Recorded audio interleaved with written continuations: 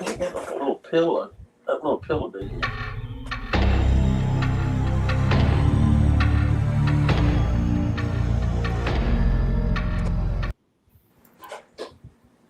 Joe Zone. Another week, another Joe Zone.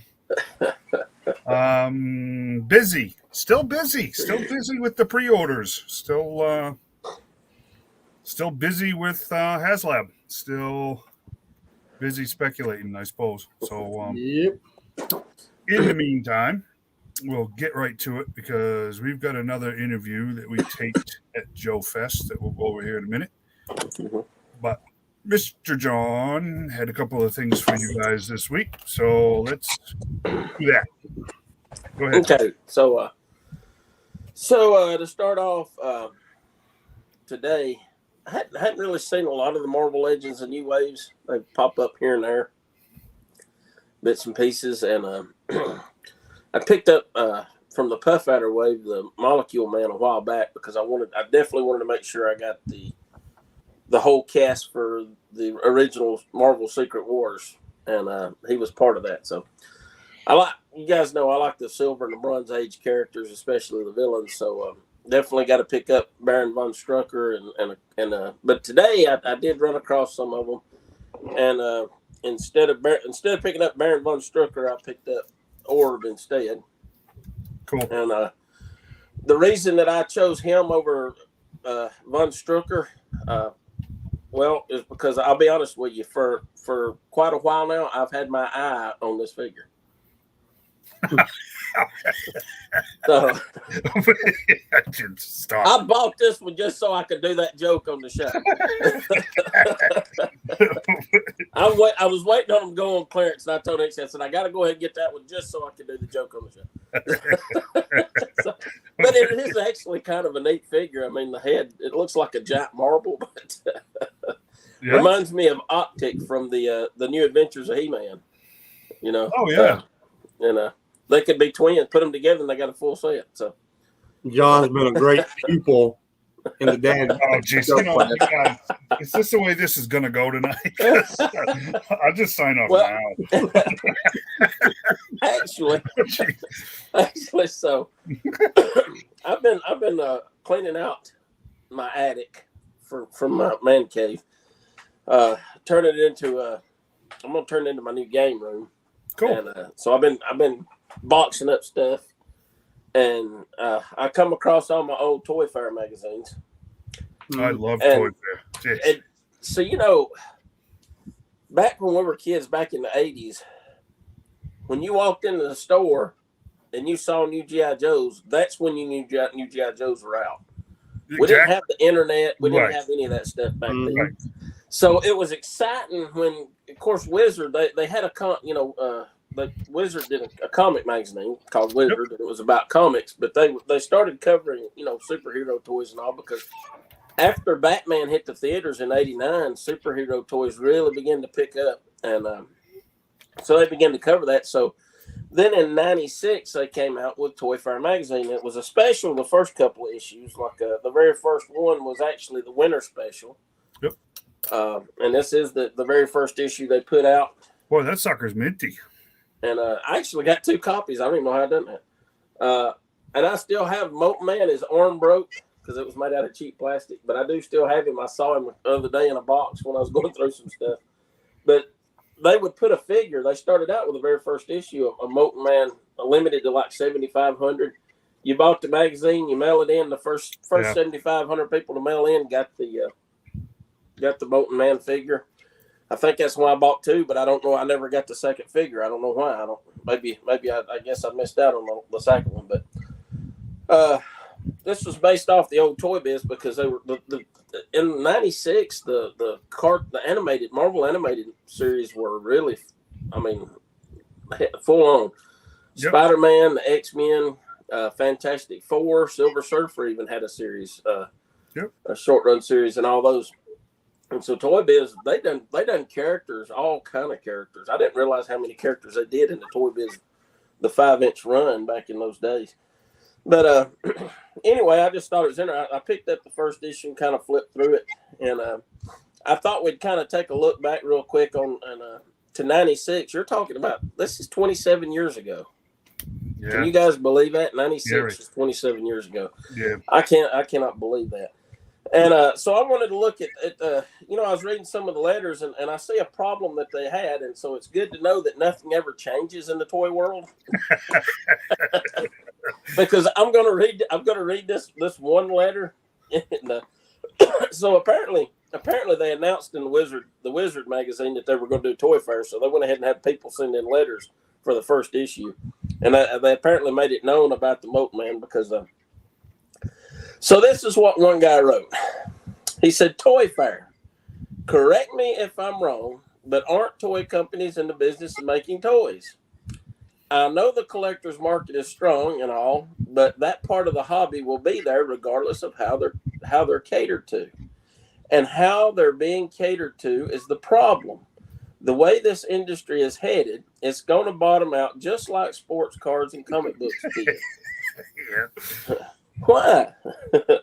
Because people like me who buy one of each figure, open them, and enjoy them are beginning to get really ticked off. He used a little more colorful language. Really get ticked off at the amount of ridiculous variants and limited edition figures being produced. They vanish off the shelves in a heartbeat, if they even hit the shelves, in parentheses, forcing a fan into a specialty shop to pay through the nose to get one.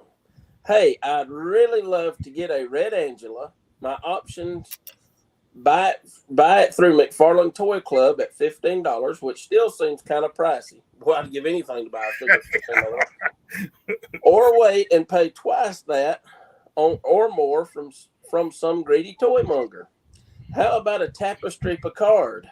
Love one, but seeing how Playmates only made 1,701 of them, read catering to collectors only, I can't afford its $1,000+ price tag, which it did. That figure went for $1,000, and that really ticked a lot of people off. He said, "But why am I writing to you guys? According to the ads for this toy special, if I'm really lucky, I can get a limited edition Moat Man figure if I'm one of the first 7,500 people to order, because that's how many that you're making of this figure, which will never be made available again. Hey, great. I appreciate it." I can hear a little sarcasm there. So to the toy companies, and to all the people who wait outside Toys R Us at 9 a.m. to buy out all the hot toys, keep it up. Keep on frustrating collectors and keep screwing over the core group of fans that make up most of your audience. Just like fans left sports cards and comics, you'll drive the true fans out of the toy hobby. But on the bright side, you won't have to hear us complain about the limited edition figures, and you won't have any competition when you go to clean out the shelves. You just might have some trouble selling them. Of course, Toy Fair's response was just another example of a man trying to keep us down.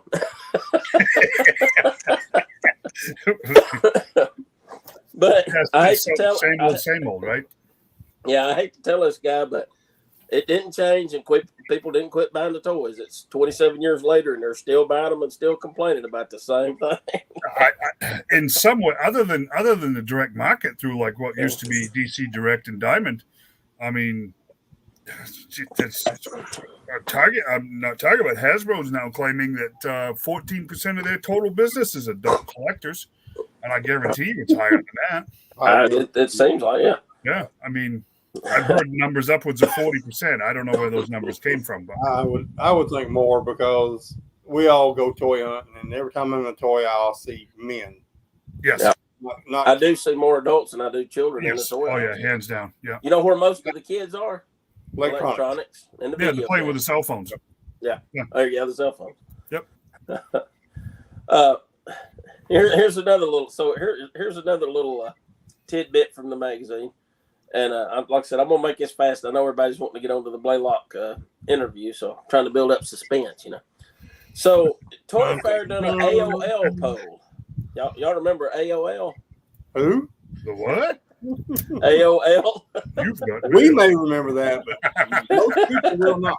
Okay, for the younger folks watching this, AOL stood for American Online, and that's how we used to get on the internet and get your I think, emails come through AOL and all that. Oh, yeah. You've got So they did a poll on AOL, and so the first one is what makes you buy an action figure? Okay. So there was 5 different categories here. So the least 7% of the people said they buy action figures for the accessories. I would probably agree with that because I honestly, accessories is one of the last things I look at. 10% for personal collection. Well, yeah, obviously, right. yeah. Okay, the next 2 categories were split 23% each. One of them, surprisingly, at 23%, was investment/resale value. Yeah, scalpers. All right. Yep, the scalpers. Mm-hmm. The other was play value/posability. Okay. And 37% voted that they buy action figures for the looks/sculpting. And I'd have to say I'm probably in that 37% because that's what I look at. If it's really, because to me this is just, it catches my eye and it's like it's flashy and it catches my eye. I didn't even think about that, but it just come to me. I'm leaving if it doesn't stop. But I agree with so where do you guys fall in these categories? I would be the collector. But to me, it's the nostalgic feel for all this stuff for me. So I guess it'll be in the 37% for myself. Because I don't resell nothing, to be honest. No, it wasn't ever about resale. I have to tell you though, back when that was written, I would have been in the personal collection category because I was a completist. Mm-hmm. Now that I'm no longer a completist, it's all about the sculpt. Yep. That there's been my shift, over the last 30 years has been away from the completist because let's face it, we've all done it. We have bought some real clunkers of stuff just to have it, and I don't do that anymore. Your shift was probably for the same reason as my shift. It got too expensive. Yes, exactly right. You get out of here. Okay. So they had a second poll here. What does it say? I'm making an Evel Knievel out of the orb soon. Yeah, that would make a good Evel Knievel figure. I don't know who that is. Just this Facebook user on mine. Corey. Okay. Yeah. Okay. So the other poll they did. What company do you think makes the best action figures? Now this is back in '96. Yeah. Who do you guys think was number one on the list? In '96. I'm going to say Mattel in 96. I'm going to give it to McFarlane. Yep. McFarlane Toys, 46%. Yeah. Because that's when Spawn hit. Spawn like revolutionized the action as far as sculpting. Oh, he was doing sculpting no one had ever seen before. Yeah. Of course, you look back on those sculpts now and it's kind of like, yeah. But right. back then, man, they were awesome, man. They were state of the art. So you had McFarlane Toys 46%, Toy Biz in second place at 27%, Kenner and Hasbro at 15%, Other at 8%, and Playmates at 4%. Mattel didn't even make the list unless they fall under the Other, I guess. To tell you the truth, at 96, the only thing Mattel was really doing was Jurassic Park, and they were terrible. Yeah. Really, they were children's toys, so they really wouldn't rank. No, I guess it wasn't when I was thinking wrong. I was thinking 2000X, Masters of the Universe. Yeah. Now, those are nice figures. Yes. Those were a little later, I think, now that I think about it. Yeah. At the time, those were some really, really nice figures. 96, they weren't even doing they didn't even have the DC license yet, did they? In 96? No, I don't think they did. I don't think that. Yeah, because actually in '96, Kenner was making the Batman figures. Still, right? Yeah, and, the Batman and Robin stuff, right? I think it was '99 when Mattel took over the Batman. That sounds familiar. Yes. So just real quick, I just want to touch on because I didn't realize it was 2011 when they quit making Wizard and Toy Fair. What a mess that was. That's done been 12 years ago. You remember that whole thing? We all, the solicitations went out, and that Toy Fair magazine, and the last cover, the inside cover of the last issue of that, they said, don't pay attention to the rumors, blah, blah, blah. We'll see you in 30. And Wizard and Toy Fair were gone. Never did. It did not exist. Absolutely. 162 issues, not counting the specials. So it really would have been about 164, 165. Yep. You guys remember this, the stress test where they would take action figures the dog. To the dog, and he would like chew on them and stuff.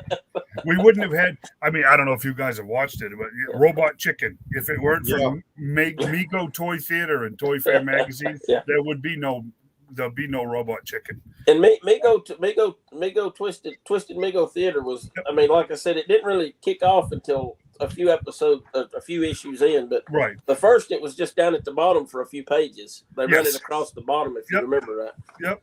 I don't think they had enough toys to do it. That's why. Right. And it took them a while to accumulate them. What I wanted to just go through a couple of these. Remember they had every issue. They had the top 10 hottest action figures. Yes. Yep. Remember that? Yep. Yeah. So in the winter of '96, or really it's been the fall, I guess it's a winter special. But what do you think who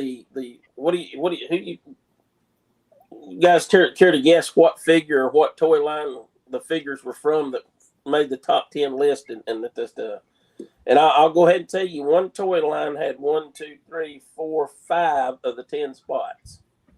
Star Wars. Yep, Star Wars. Huge. Because this was right after Power of the Force 2 launched in '95. Oh yeah, month after month they were in the top 10. Yep. So at the time, number 10 was Rhino from Spider-Man, the Toy Biz Rhino. Number 9 was Penguin from Batman the Animated Series. Mm-hmm.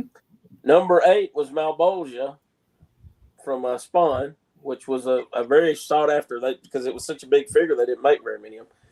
The number 7 was also a Spawn. It was Cygor, the gorilla. Yep.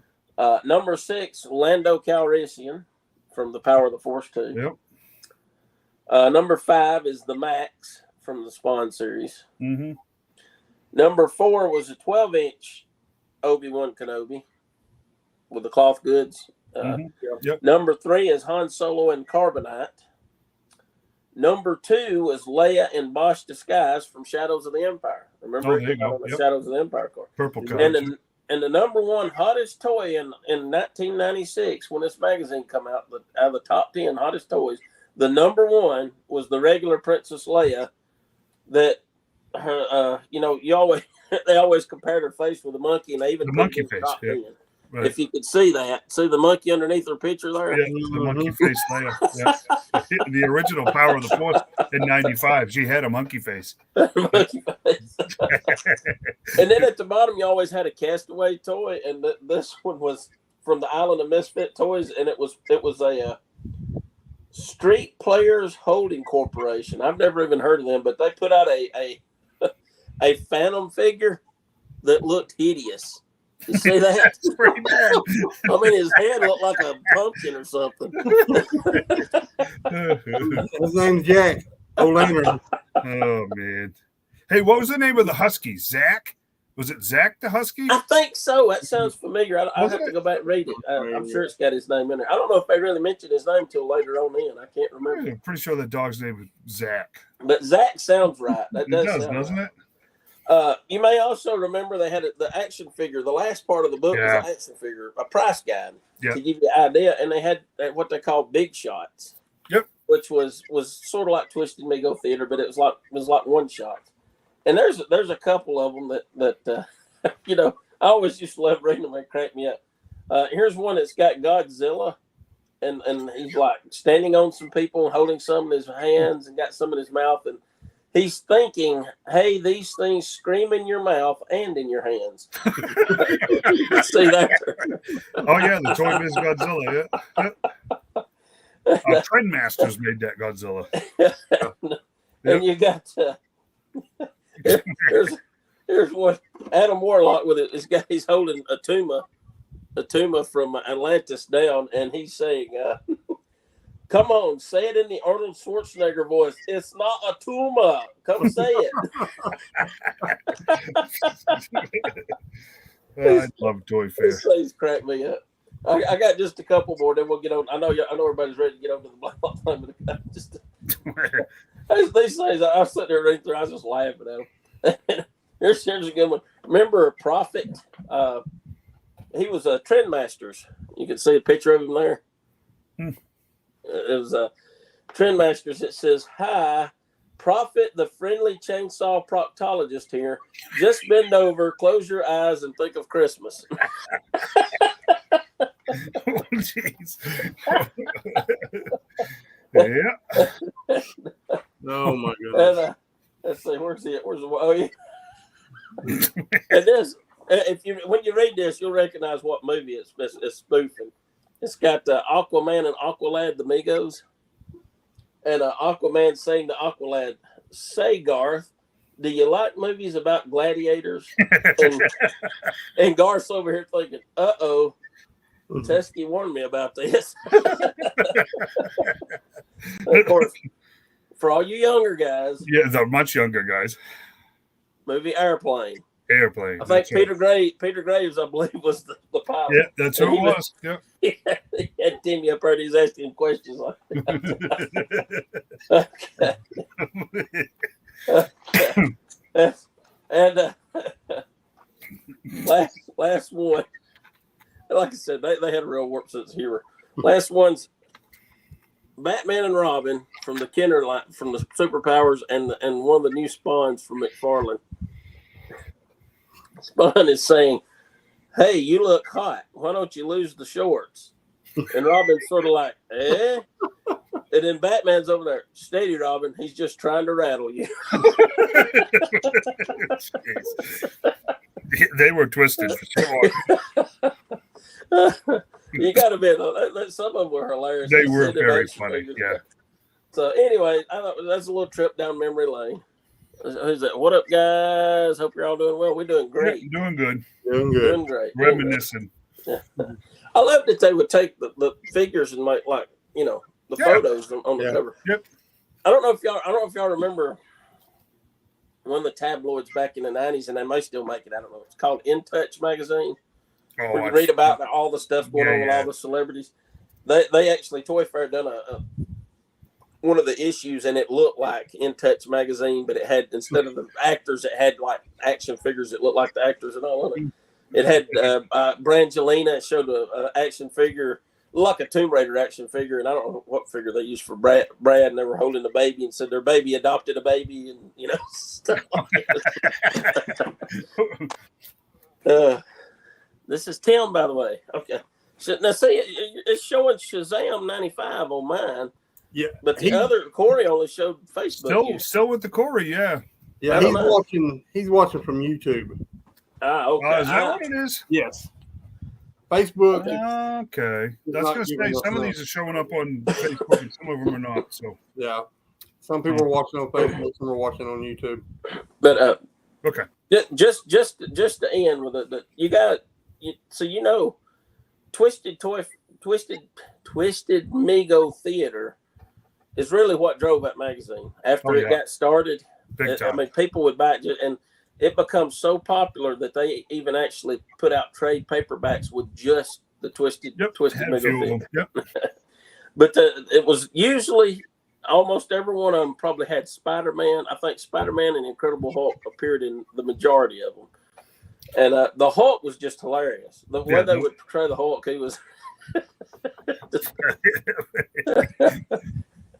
I remember one. It was one of the earlier ones where they was talking about something about a match, and Hulk laughed and said, "I got a match. Your face and my butt." He said your butt and my face, and he said, "Wait, Hulk think that's not right." He said it backwards, basically. That was funny stuff. Yeah, Spidey was the reoccurring character almost always in all of those, and the Hulk was almost always some kind of toilet humor, but it was still funny. He was the butt of all the jokes. Yeah, exactly. Yeah. But the majority of it was Mego. They would have other action figures later on. They started getting other action figures, but it was mainly done with all Megos. And oh yeah, yeah. It's amazing at how many Megos that they made. I mean, I didn't realize. I've seen Megos in the last few years. I never even knew existed from TV shows and things that I never. Oh, I never huge, yeah. When I was a kid, little kid, Mego was it, and everything had a Mego license. Geez, Planet of the Apes and Space 1999, Starsky and Hutch. I mean, the superheroes. If that was a toy license out there, Mego had it. Mm-hmm. So yep, no doubt. Yep. That was a cool little blast from the past. Yeah. I remember the Toy Fair was always cracked me up. I got to keep my eye open for a couple of Toy Fair books. Oh, jeez,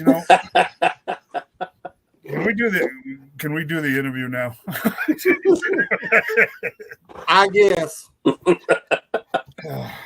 I second that notion.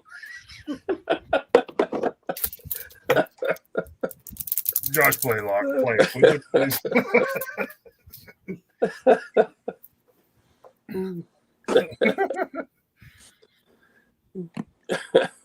Yep, they are. I see them at Walmart all the time.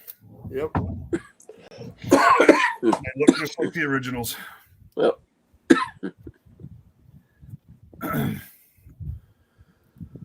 Wow, boy, spell check really brutalized Mego on that one, didn't they? Yeah, they did. Wow, it's got the little French accent on it and everything. What in the world?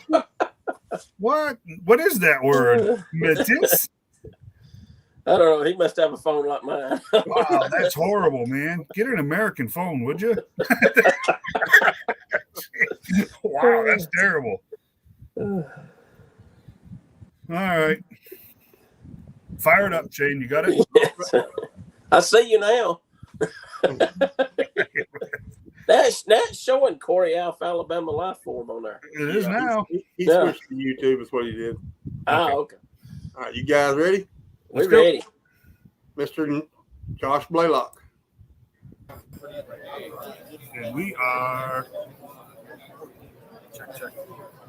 It's counting. There we go. Okay, still having technical issues here and there, but it's just the internet, guys. So I got Josh Blaylock. This was, I guess they kind of affectionately started to refer to it as a Real American Hero Volume 2 when these books came out, because it picked up 7 years after the events of issue 155. And this is the man that was responsible for it. And if you don't have them, run them down, because we're just having conversations here, and I hope to see it blow up right off, based on the new announcements that have been made about the new books that are coming out. I'd really like to see these. I'd like to see the interest go back and get people really interested in these books, because your run on this was fantastic. I really enjoyed this book. I enjoyed the whole series, actually. When there was a weird transition, guys, 25 issues in, it kind of shifted to America's Elite, and Josh wasn't on it anymore. No, so when I got the right, basically G.I. Joe had been super dormant for like almost a decade. Right. And then hence the 7 years of picking up where the Marvel one left off, because I wanted to continue that continuity. Right. And it first I got the license, and then though I had been self-publishing or publishing other people's books for years at that time, but I went to Image, did a deal with them to get the book out, and then we just kind of hit all the beats right, and it was a crazy hit. It officially kicked off what became the entire 80s retro boom in comic books, and even like pop culture beyond that. And so I wrote at the beginning, I wanted to like handpick the characters and design the new updated looks of the characters and sort of make sure the vision was handled how I wanted to do it, and then wrote those first 25 issues right personally. And then it grew, and we were publishing all kinds of stuff, including several G.I. Joe books, and I stepped away to from the writing, and I would come back in periodically and do others. So that series went on into the 40s, and then I was we gonna say it did, didn't it? Yeah. See, I'm screwed up with this book, guys. I'm telling you, because it got weird. had Frontline that did, I forget how many issues that was. And we did several miniseries, a whole series of declassified origin stories. We did Declassified was awesome stuff too. that was like definitive Snake Eyes. Yeah, that was expanding awesome. on Larry Hama's story. Yep. Larry got to go back and expand on the actual G.I. Joe declassified story. We did Master and Apprentice and all these different things. Those were good too. There was 2 of those or 3 of those. 2, and then I came in. I wrote our kickoff G.I. Joe versus the Transformers crossover. I did a deal with the other licensee at the time was Dreamwave, and they had a Transformers license. So I said, guys, we've got to do a crossover, Right. like homage to the old Marvel one, but like let's, I was just super excited about that, and then we did a deal where we both, had our own little license to do our own versions, and I did. So my thing there was like Cobra finds the Transformers on the ship before they wake up, and that's how the world meets Cobra with all these like crazy like vehicles. Were a fun excuse to have Optimus Prime as a his tank and Starscream as a Night Raven, and Starscream talking to Cobra Commander when you all know it was kind of the same voice in your head from the cartoon. Right. And that was always a blast. That was another big hit for us, and I got to write that 6-issue series. And then I would come back in. I always liked the Dreadnoks. Created Zartan's daughter Zanya. Yeah. I wrote there was a couple issues of Zartan backstory in America's Elite that I did. I did the Dreadnoks Declassified, which tied together. That's probably the most challenging story to ever write because my goal was I'm going to take the continuity from the comic books, which had some contradictions in it. Actually, the file card, the cartoon, the toys, all that stuff. Yeah, we've had those discussions. And put it all together. So that was fun. I think in total we published over the course of like 7 years. I think it was as many individual books and graphic novels as Marvel did in 12 years. Oh wow! Don't quote me exactly. Yeah. No. Actually, thanks to the guys at After Action Report, which are the reason I'm even a guest at the show. First guest appearance at a G.I. Joe convention in like 15 years. Think about that, guys. They put that book together. It's got all that stuff in there. So that's. I said the last ones we recorded. I told you I wasn't walking out of here without this book, specifically dealing with this man's work because, like I said, the 2000s was a weird period for us. Our kids were getting to a certain age, and you lose track of things sometimes. And the industry was so different than like it was, man. Marvel was in bankruptcy or coming out of bankruptcy.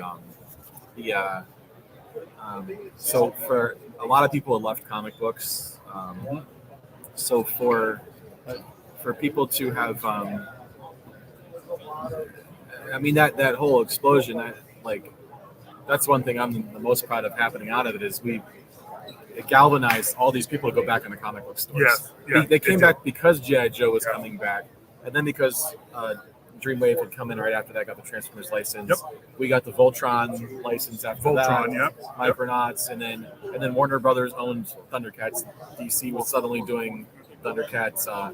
He-Man came back. And it all started with G.I. Joe.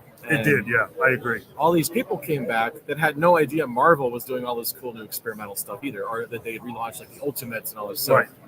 They came back for one thing, realized like, oh man, comics is so good again, and then they just never stopped. And that was really, it was a fun, that's that story. To give credit where credit's due, I believe that 100%. What you did with the Joe license jump-started a lot of this. It really did.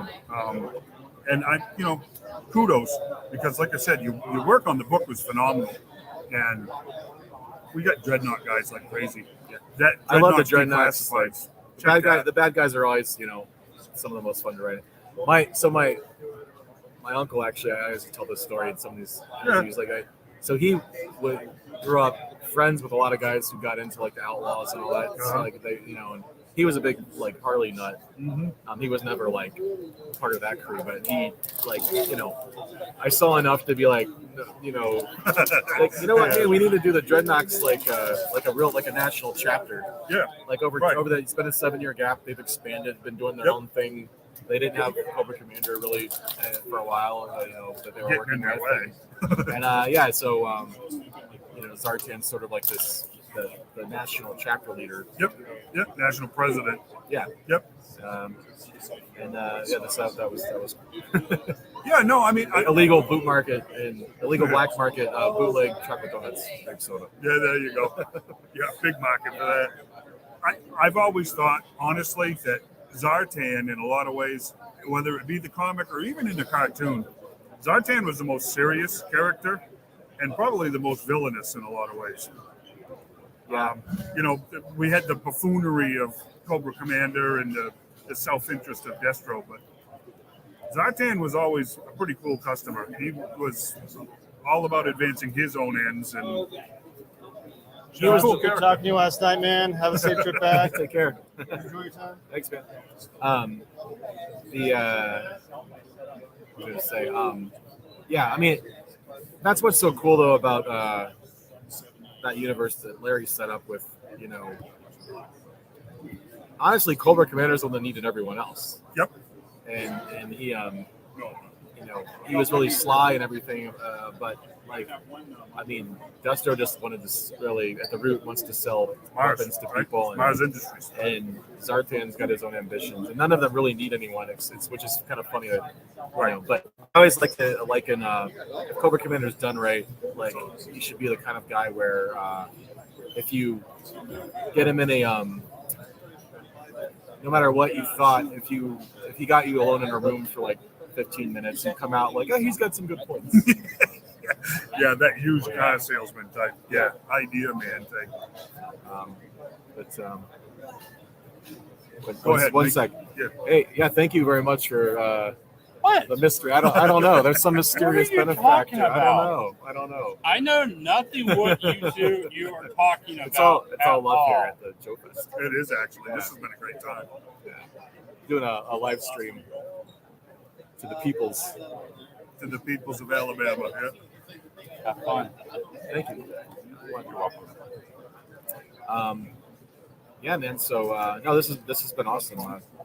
I'm glad that you're here. I got to tell you, when we were talking earlier, you said 15 years you haven't been to one. That's sad, man. That's a real shame on us. That really is. That's a shame on us. You're a major player. Yeah. You really are in our little world here. You're a major player, and that makes me kind of sad that happened.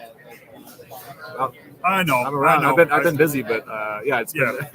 Yeah. I just It was a weird time. Like in 2001. I mean, everyone that had been involved in the 80s explosion, we all understood, like as like 20 somethings, and by the time the 2000s rolled around, they were gone. Yeah. And the as far as like at the toy company at Hasbro, and then we had the people that were in charge at the time. They didn't grow up with it, but they were also they were too young to have been there when they created all that stuff, and they were too old to have understood what a powerful phenomenon it was. It was, man. Like we were talking about this before the stream, like it had never happened. There's always been a 20-year cycle of nostalgia, but it had never happened before that you woke up with your underoos and your pajamas on with the character, and then you ate cereal with the character, like the bowl and the spoon, and the toy was in the cereal, and then you got your Trapper Keeper, which had the characters on it. The Trapper Keepers. Yeah, there you go. Talked about the cartoon you watched the night before. Ran home from school to catch the cartoon because you couldn't record it. And that had never happened before. So once this nostalgia boom rolled along, like no one ever expected. So at the company at the time, like, I mean, the reason why I got it, I mean, I literally sent them the books that I was currently publishing, which were black and white comics. But I put together a professional licensing proposal. They could tell I did work in licensing. Sure, right. So I knew how to approach that. And I accepted their exorbitant royalty fee, and we just. but they like, there was no style guides for G.I. Joe characters. There was no, I missed out on like, all the. people literally seriously like didn't know who Snake Eyes was. Like they didn't know anything about the team. Yep. They didn't know that this colorful cast of characters were like, which anything about it. And a lot of times they kind of like thought we were creating all this stuff and doing something weird with the brand, and then there was just this disconnect. And then so when it was a hit, and the fans like flipped out and were selling like hundreds of thousands of copies, then they had to be like, "Whoa, what's going on? Like, what happened here? Right. What happened?" And one angle, someone was going, "Well, why aren't you selling 200,000 copies?" And someone else was going like, "Oh my God, we're selling 100,000 copies. What are they doing?" And we just had to, kind of just like you had to pick your battles, because you couldn't put something out that like you knew was wrong for the fan base, and as a fan yourself, and then you also still had to toe the line and make it. We had every single thing had to be approved. Every plot had to be approved. All the pencils. Had to Oh, I be can approved, imagine. Yeah. And so you would, and then on top of that, we did. I had already gone through this in like the whole apparel world, and people not understanding that the 80s nostalgia was going to be a big thing. Yep. So when I was so young, if I had educated, this man was young. If I had educated and finally got some comic book publisher to understand why it was such a big deal, they'd be like, "Thanks, kid," and they're gonna go get the license. So I got the license, and that's then, amazing though. I might have been delusional, but I was prepared to publish it myself. I thought if I've got this, I can get any other financing I need to do it, whatever. But I did a deal with Image Comics, and which was like publishers I idolized growing up. Yep. And went and we did that, and next thing you know, it was like on the cover to the comic book distributor catalog previews magazine, and I had set up interviews and already got in contact with the guys doing all the hype in Wizard magazine, who were all clamoring for 80s nostalgia. So we got J. Scott Campbell to do covers. So it was all set up so that all those articles and interviews would hit at the same time. We were building up the message boards, and we hit, which was our social media of the day. And then the retailers were caught off guard. Most of them didn't understand, but they had to order it because so many people were calling the stores. Right. There was no pre-order mechanism. There was no online pre-order thing. Right. We actually did crowdfunding before crowdfunding. I set up. Oh, cool. You can email us and order, and I'll process your credit card, and we hand wrote or spreadsheet tracked all of it. And I think we had over 1,000 people subscribe to the first 4 issues. That's awesome. I didn't know that. Had to carry those to the post office because there was no good system. No, there wasn't. It was 1,000 years ago, but So it's weird though, because because of the lack of social media and everything back then. Like, I mean, it was like a phenomenon, but it all ended just as the social media explosion hyped up. Yes. And then the way we were kind of like pushed out of Hasbro, like there was a bunch of weird corporate politics that went on. Sure. And so like, it's like went from always being a battle and always being like, why can't you do better? But also being in trouble for doing too well. Yeah, right. And then we were working with other brands from there. We were working with Family Guy and Child's Play, and movie studios and everything nationally distributed. So it was. The company was so busy at the time, and then. But all the Joe stuff ended like 2008. Yeah. So there's this void. Like if you go look for stuff and search for stuff, unless you find magazine articles or you find some of the old online interviews, or you find just some of that stuff. Right. You just it's been this weird void, which I didn't even realize. Yeah. I didn't even realize that was happening until now that there's early 2000s nostalgia. Yep. And this amazing book that the After Action Report guys put together, and more podcasts popping up, and now I'm only kind of realizing like an idiot. Wait, I just thought people always knew this was a thing, and no, that's the weird thing. That's the weird thing. It's not. I don't know. If we were talking about that Zorana figure. That there was one down here. It's almost like I'm not sure people really understood that she was actually in a comic book series. It's just something that Hasbro invented out of thin air or whatever. You know, not the case. It was my This excuse man. to add a fun like rock and roll, punk rock girl to Yeah. the Dreadnoks and kind of like be the snarky kid who ends up kind of running the show a little bit. Zartan trusts her because it's his daughter, and Right. even if she's not qualified, a little bit of nepotism there. And, Oh, sure. but like you get the rightful heirs with Zorana and Xandar. Yep. Yep. Kind of squabbling there. So I remember it. Yeah. it was Great that stuff. was It's a fun. great addition to the. Actually, family, somebody, so to speak. I'm gonna give these guys a shout out. Oh, I already put it away. There's amazing custom somebody made here of the classified characters of Zania. Oh, nice. Yeah. Roma toys. There's the one. And I had no idea that toy's going for like $150 loose. I know. Yeah. The only Zorana toy from Hasbro. Yep. And that Dreadnought set's like $450. Right. Like, what? Yeah. Like no idea. Are you Josh? I'm Ed. Oh, hey. Thank you for coming. Hey, man. Thank you very much. No, just make a living here. Yeah, I'll be right back. Thanks for. No, guys, honestly, this man right here, I mean, started in self-publishing at 18. Think about it. He was in his early 20s when he got the G.I. Joe license from Hasbro. That's amazing. And you know what? We kind of owe him because he jump-started a lot of what we're doing right now with this book right here. It's been Amazing stuff. I really, genuinely, I can't encourage you guys enough to check it out if you haven't already. They're in collected form, too. So do that. Check them out because it's well worth it. They're great stories. Even the America's Elite, which kind of picked up after a slight hiatus after Josh was done. These were good books too. So think about it, consider it, because it's just awesome stuff. It's really good stuff. Continuation of the original story after a 155. The original Marvel run. He also does Mercy Sparks.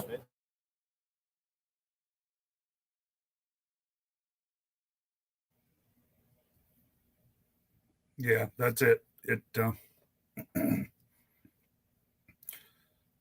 died on me there. So back. Sorry about that, guys. I was squirmy in the chair because it had been a really long weekend and I was ridiculously uncomfortable and we were kind of in a rush. And it was, he and I had actually been talking off and on all morning, in between doing the after action report interview and then other stuff. And he had been there the night before when we were doing the interview with Larry Hama. And I'll tell you, Josh was the one that had said that, gave me the advice on Saturday. He said, don't care what the man tells you to do. If he's agreed to do an interview with you, do whatever he says, because it's incredibly hard to get that guy nailed down. So Josh was actually very helpful with Larry Hama too. And again, I apologize for that ended abruptly, but the technical stuff, there was issues all weekend, I swear. So it was a great interview. You know, and I'm not Mike Wallace. I don't interview people. I just wanted to give them an opportunity to talk. And if I talk too much, that's coming from doing old podcasts where you can't have silence, if that makes any sense. So it's a bad habit that I have. But it was actually a huge privilege to talk to him. 15 years. And I want you guys, I'm not going to go into any of the details of what was discussed and everything else. There was some really cool discussions that happened. But they're just not for public consumption. But you guys can guess. You've been around long enough to guess how business works. Josh didn't do a G.I. Joe convention for 15 years, not by his choosing.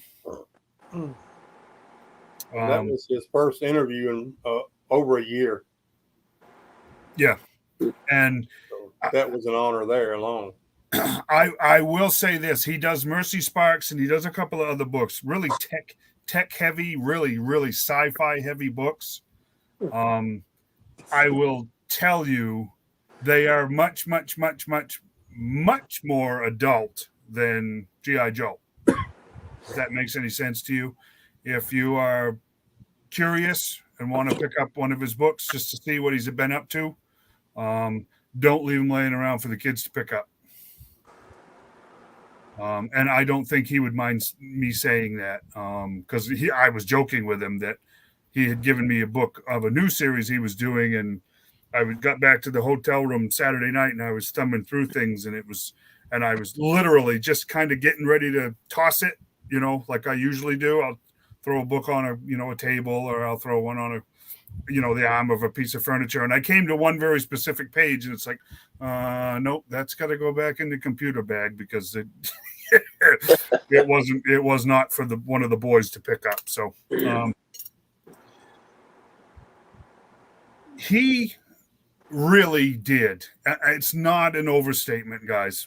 If you were around in 2001 when this whole thing came out, it's not an exaggeration that he really genuinely did revitalize everything 1980s by putting out that G.I. Joe comic. And it wasn't very long before everybody was buying the Voltron comic too. And then all of a sudden, everything 80s was back again. And it's not an exaggeration that he played a major role in that. And the storytelling was great, actually. There's guys, I will give you a heads up. Most, I think I can say this safely, most of the original Joe characters that were killed off in the Marvel run are back in the Blaylock run. They're not dead. So, kind of inexplicably, they don't really say why, but that was a direction that they took, and I think that kind of made it easier for it to be passed off as alternate reality stuff. You understand what I'm saying? When the Hammer run picked up again at 155.5 with IDW. So I didn't recall having any of that. I thought because like Breaker and Quick Kick, I don't remember seeing them in the Blaylock run. yeah, they're there. Aren't they? I'll have to go back and read it again. I did like it, and he was right. That got me back in the comics in 2000. Oh, huge. Because I about 96, I'd kind of waned off of comics and put more focus toward action figures, because that's when Playmates was doing the Star Trek, and I was trying to get all them, and then when they relaunched G.I. Joe, that got me back in the comic book store. I mean, literally did. Oh, big time. And I have to tell you, I wasn't saying that Josh's run was screwed up or that it was somehow wonky, because it wasn't. What I was saying is the market, the comic market back then was really messed up. Most of us were at an age where our lives were kind of messed up. And then there was, much later, 4 years in, there was that translation, which did get strange, to G.I. Joe Reloaded. Then there was the America's Elite run that picked up after a time jump again, after A Real American Hero ended, and then the Hammer run started not too soon after that ended. And there was like he said, in 12 years, in that 8 years, actually, they printed as many books as Marvel did in 12. And there was at least 2, if not 3, different timelines running in there at the same time. There were 2 different G.I. Joe Transformer crossovers going at the same time. The Dreamwave one was set during World War II. Was very dark. I mean, the artwork and everything in that book, I don't know if you guys have ever seen those, but it is very dark. And then there was the other one that Devil's Due was doing, which was much brighter, much lighter, much more Hasbro-esque, I guess is the way to put it. So Yeah. it wasn't of any of Josh's fault, and it's not to say the story was bad. It wasn't to say the books were screwed up. It wasn't even to say distribution was screwed up. Nothing like that is the case at all. It was just stuff. I mean, there was so many books and a couple of different collaborations and friction. Things got complicated, but that's that. Hope you guys enjoyed it. Like I said, I'm not Mike Wallace. I don't do interviews professionally. I'm trying to give you guys entertaining stuff, cool stuff. Shane and John are right there for it too. So thanks, guys. Yeah. You're trying. I enjoyed it. I wish it hadn't died the way it did, but It happened. I tell you one of, and he had. I mean, one of my favorite issues from that run. I think it was Roadblock and Scarlet and maybe Tunnel Rat. Come across a bat, and the whole episode they were trying to take that one bat out, and it was more like Terminator. You know, it was like Yes. you couldn't. It was hard to kill. You know. And I really thought that was good because a battle android trooper you'd think would be a lot tougher than what they were like in the cartoons and all. Yeah. Right. Yeah. Right. It was. I thought it was a great. I mean, that's probably one of my favorite issues out of that run was that one issue where they were fighting that one single bat and they could not stop it. It just kept coming after them. You know, just like. Let's see if I can show you this. I know I showed you this guys last week. This is one of the deepest runs in that series. Was Lady J was dead, and her and Flint had been married, and Flint is an absolute disaster of a human being in this book. I mean, He's a G.I. Joe grow up. They grew up here. You know, Flint lost the love of his life, and he was a mess. And Joe had been basically disbanded, if basically inactive. Man fell all apart. That's a huge story. And the truth is that was written before we as a nation really started to have to deal with en masse PTSD and everything else coming from, you know, Iraq and Afghanistan. So it was a pretty good callback and before its time in some ways, a little behind in others. Letting us know that being a veteran can be a tough thing. And you know what? He suffered real loss, and it was grown up. You know, one of the things that I liked a lot is Snake Eyes abandoned at one point in time in the storyline. Snake Eyes abandoned the whole ninja stick and went back to strictly Army Ranger Commando. Yeah.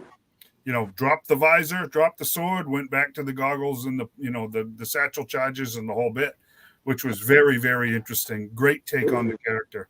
The classified run, Snake Eyes Declassified, filled out that story beautifully. That was awesome. So pick them up. If you don't have them, run them down.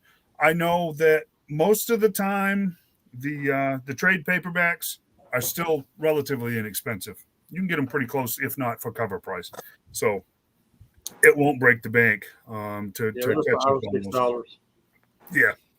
I was looking around the other day and I saw one that was like $16. I can't remember which one it was, but it was the most expensive one I saw was like $16. Right. Which I think is probably still close to cover price. And that, again, we're going to talk to these guys next week, the After Action Report guys. This volume 2, the one that I got, specifically deals with that run of comics, that era. So 2001 to 2008. And it goes into all of the sub-series and all of the crossovers, and there's some great interviews in here, all of it. So, again, I apologize for getting it cut short, but we're doing the best we can. So, hey, maybe next year. We're in good with his personal secretary, and I had a great time with the man. So, I don't doubt that he would do it again in the future. We'll see. So, where are we at here? 7:59. We're an hour in. We're doing all right. What do you think? We gotta kick around some classified stuff, I guess. We had another Yojo June pre-order this past week, which I was very happy with. I know there's some out there that are absolutely having a kitten over the design of the snow serpents. It's just the same old crybabies. They're not happy with nothing. It don't matter what you give. It kind of seems to be the way I'm reading it, honestly. I mean, no, is it perfect to the 25th? No. Is it perfect to the OG? No. But it's the classified line. I mean, they look at these renders and they take them as holy word right there. Just because you get a few renders and a sculpt, that's just fresh off the line don't mean it's going to be exactly like that. Right. Oh, is it going to be blue guns? Is it going to be blue straps? Yeah. What's the matter? I mean, goodness. People are It wrong. looked to me like, I mean, it looked. Oh well, of course, the Valor versus Venom looked OG too, but it's kind of like they took the two and kind of combined them because of you know, I think it was Spy Troops, it was Snow Serpent, and then they reissued it in a slightly darker, more of a grayish color, and they called it the Snow Wolf from the Valor versus Venom because it was supposed to be all these, you know, Dr. Mindbender combining these animals with humans and things. And Yeah, so, right. But I mean, to me, it still looked a lot like the vintage. Other than if you take the wolf head off and the Right. cape, I mean, it still looked like vintage. I saw one guy posting and I said, I really wished it looked more like the vintage, talking about with the purple visor and all, like the Battle Core Snow Serpent. Yeah. And I posted on there. I said, well, it is OG for us older guys, and I put up a picture of the 85 one. He didn't even know that existed. He thought that the 90 was the first Snow Serpent. He said, man, I didn't even know that would exist. We're talking about crying right there. Right.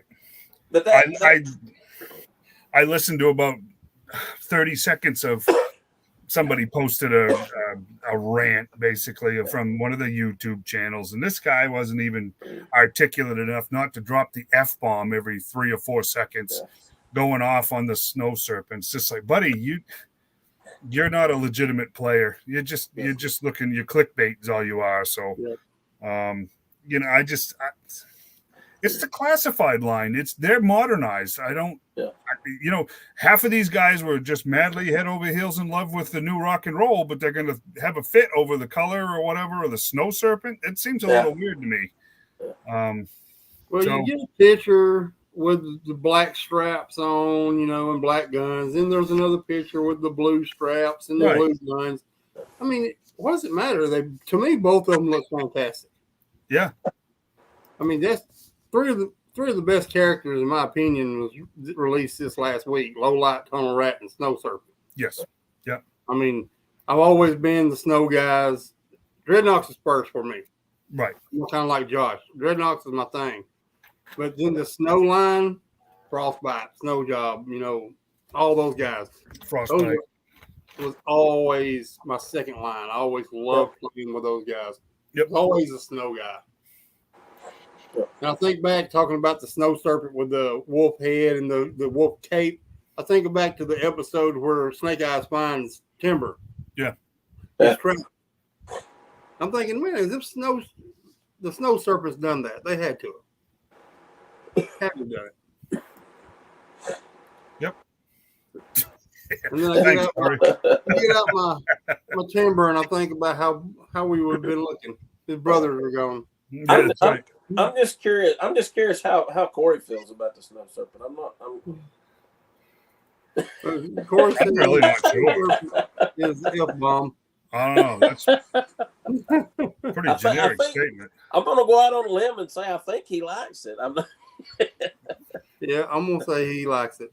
I think he might. Every time we post something about it, he loves it. Take my money. I mean, they took mine too. I ain't gonna lie. But you know that, to me, that's what these groups are for. Is like the guy who didn't know the Snow Serpent existed until you know, I sent him a picture and he's like, oh, because he was a kid in the early 90s, so to him. Right. But some of the people on there, don't you call yourself a G.I. Joe fan? Right. Not everybody's into it like all these guys are, and they need to show a little compassion and say, hey, you know, help educate them on it instead of knocking them down over it. You know. And that's why we created this group here, because man, I that's what I want. I want to help people. You know, we don't want to bash folks. If they don't know something, that's what we're here for. We're here to answer any questions. Right. I mean. Yeah, some of them do. Some of them just get a big ego trip out of making fun of the young guy or something. It's just like, man, one of you definitely needs to grow up, and it might not be the guy that doesn't know anything. You know? If us old guys don't help the younger generation collect it, then the old generation of Joes is going to die with us. Yep. You know, and to me, I don't want that to happen. I want the OGs to continue to live on.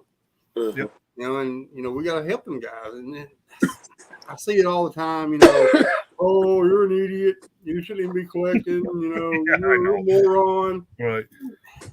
If you don't want to help somebody, just throw on by. It's pretty easy to do, isn't it? Isn't it amazing? It's I've got a pretty lot of easy to things- walk right past Oh, this yeah. stuff. I got a lot of things I want to say to these people that are Yeah. bashing these people, but I just scroll on by Just keep right on moving along. because most of them are sissies anyway. Yeah. The ones doing the bashing are all sissies. Don't come at me. I'm sorry. Dave, you mentioned earlier about Target had 4 figures that's going to be coming up. Yes. Target is doing their Geek Out Summer again, which Mhm. is every Friday for a month. We get new pre-orders from various lines. The first week it was the Masters of the Universe stuff. This past Friday it was some Jurassic World stuff. Mm-hmm. They don't give you any indication whatsoever as to who's coming next, but Are at they this exclusive? rate, yes. Okay. So here's the thing. As it stands right now with Target, Target has 4 in the system. Codename Tolstoy, which is a $25 figure, which is a standard figure. Nabokov, which is $45. Okay. Poe, which is 25, and Dahl, which is 25. Speculation is that one of these, Tolstoy, Poe, or Dahl, is the Tiger Force Flint, which actually kind of makes sense. And speculation is that the $45 one is going to be the Python Patrol Trouble Bubble. Yeah. And with the Televiper. And that makes sense. I figure all of it's going to be Python Patrol or Tiger Force. Yeah. The other 2, however it works out. There's 2 there that are unaccounted for. Python Patrol Copperhead, I bet it's one of them. That could be. Because Copperhead and Televiper, what are the only 2 left completing the original Python Patrol? I believe so. Yeah, I'll have to take your word on that one. Yeah. Yep. Because I take it back. The Cobra, actually, it was the Cobra officer, but the Cobra officer was actually the trooper. They flip flopped him back in the original. Yes, right. But the one that come out was supposed to be the Cobra trooper, but they called him the Cobra officer that had the full green shirt.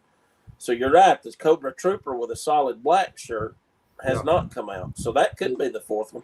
It could be all like I said, Tiger Force Flint, and then the other 3 could be Python Patrols to complete the original set. To complete that run, you might be right. Yeah. Now, is that this Friday? No idea. Is that the next Friday? No idea. The truth is I'm not sure anybody knows for sure that any of the Geek Out Fridays will be G.I. Joe. But those are what's sitting in the system right now that are unaccounted for, I suppose. Just to help Corey out here, the figure that come with the canoe was Stalker. It was Stalker. It wasn't Iceberg, right? Tundra Stalker, I believe it was. Yeah. Tundra, yeah. So we had the Arctic Bat thrown at us as a finished product without any digital rendering, without any pre-order announcement, pre-production announcement. We've had what they're calling the Butter Pecan Snake Eyes. Yeah, that one's a complete figure. We didn't get any digital renders on him either. What was the third one that we were not told was coming? Come on, somebody help us. Who is it? There's a third figure that we didn't know was coming that we've just gotten pre-ordered within the last month. Who was it? Snake Eyes. Who was he? I done forgot what the other one you said. The Arctic Bat, the Desert Snake Eyes, and the third one. There's another one that we didn't know was coming. There's been so many I can't even remember. I can't either. It's a Python Patrol. That was a Televiper, wasn't it? The Televiper and the Trouble Bubble. No, we knew that was coming. They had told us that was It happening. was the one that we didn't know was coming. We didn't know it was coming. Python Patrol Crimson Guard. There you go. Okay. That's the third one. So let's look at this list taking into account that we have been hit with at least 3 figures that we were not forewarned about in any way, shape, or form. This is what we know is in the pipeline, right? That's left. Now, some of these may be the target ones. Some of these we may see this week for the last JoJo reveal on what was the date? What's the pre-order day this week? It's Wednesday, isn't it? It's Wednesday this week, right? Not Tuesday. I believe so. Okay. We've still got Hawk out there, which we were told was coming. 27. Thank you. We've still got Hawk and whatever iteration that is, right? Because we don't have a digital render for Hawk. Mm-mm. Quick Kick, which we do not have a digital render for. And now I'm thinking Mutton Junkyard, we do not have a digital render for. Helix, no render. Big Boa, no render. Ripper and Buzzer, no renders. And whatever the mole rats are, that's still floating out there, right? That popped up in that European webcast. And now we've got Chuckles with Armory, whatever that is. Some people are saying it's CDCC. Some people are saying it's not CDCC.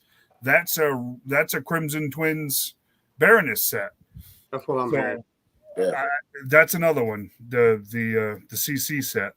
And Nunchuck is floating around out there now. Remember, that hasn't been an official pipeline reveal, but that's something that's definitely circulating in the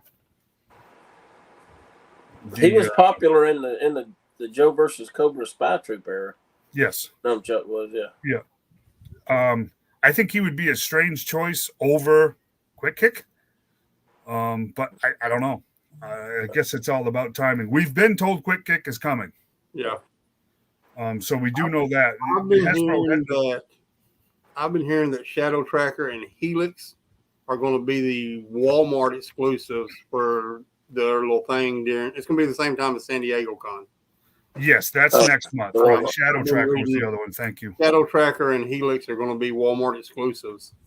That's what I've been hearing. Yeah, because they do have their fan fest or whatever they call it. Yeah. And that is that third weekend or /week in July. But that's it, guys. And thank you for filling in that Shadow Tracker Nunchuck and then the Crimson set. Yeah. We're looking at 3 or 4 this week. I would suspect before the end of the year we would have a Mad Marauders low light now that they've announced him, and probably a Mad Marauders Spirit, which I'm surprised we don't already have. Yeah. I think they're waiting to see how well that barbecue done. And if they still got Sergeant Slaughter on contract, I would think that they would try to go ahead and push out a Mad Marauder Sergeant Slaughter. Yeah, I figure it's coming. You'd think while he's under contract they would try to make use of that mold and probably I would like to see the Melloway version that had the USA on the shirt. Yeah. To me, that's the original G.I. Joe Sergeant Slaughter. You think they're going to put USA on anything? What's that? I hate to say this, but I mean, not to be political, and really I'm not getting political, so we don't need to. It's just a hypothetical question. Do you really think that Hasbro's going to put USA on anything? That's true. And that may be why they went with the Triple T version instead. Right. Yep. I hate to be that way, but I think there's a lot of stuff at play here that there's not a whole lot of sense of getting upset about. It's just something you got to consider.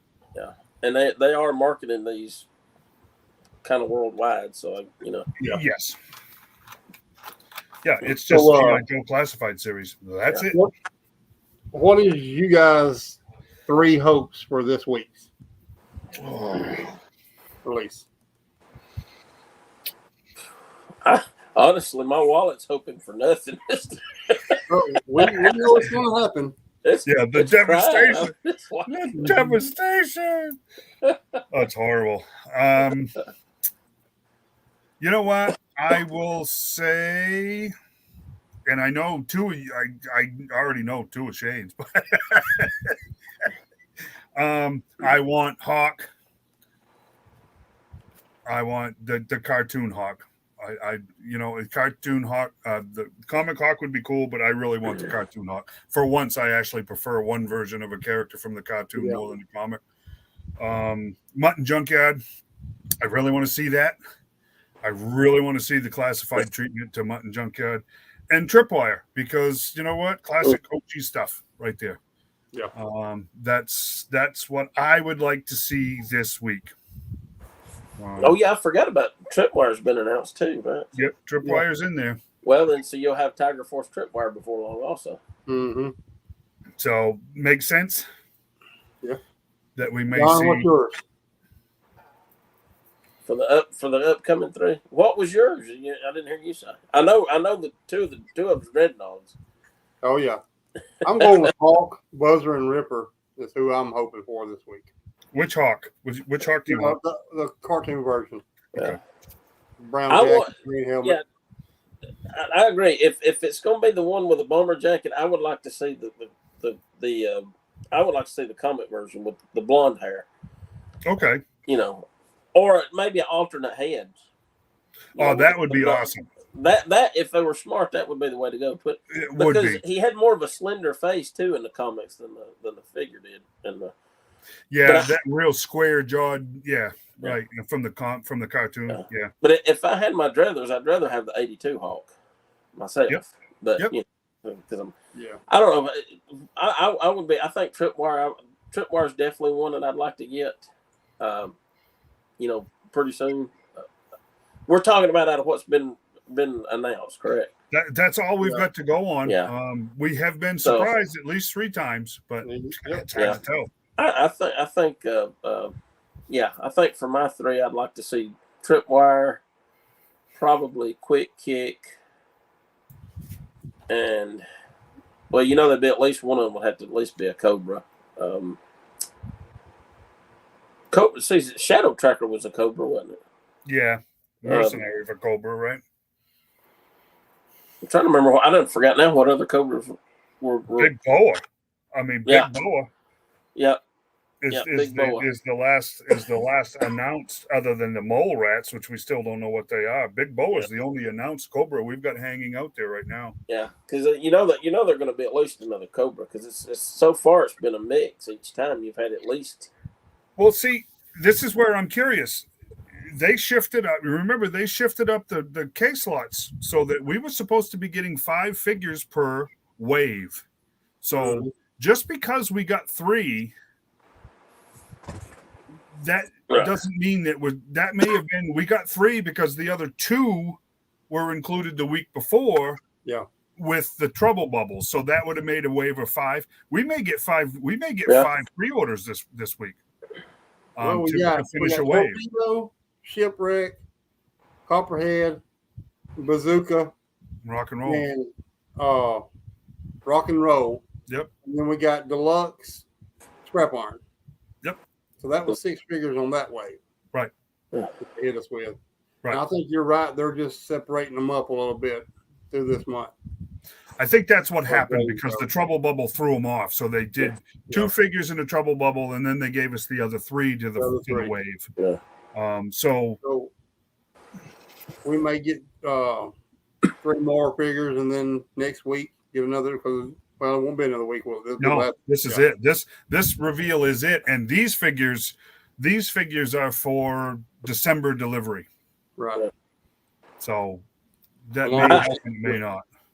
I think they'll probably throw in at least one more unannounced figure, sort of like they did with the Desert Camo Snake Eyes and the Arctic Bat. We got the Steel Brigade out there too. Yeah. So that list that I took a picture of was not at all complete because I've come up with at least 4 other figures that they had said was in the pipeline, but there's Nunchuck Shadow Tracker was not on that list. The Steel Brigade figures was not on that list. The Crimson set was not on that list. Interesting.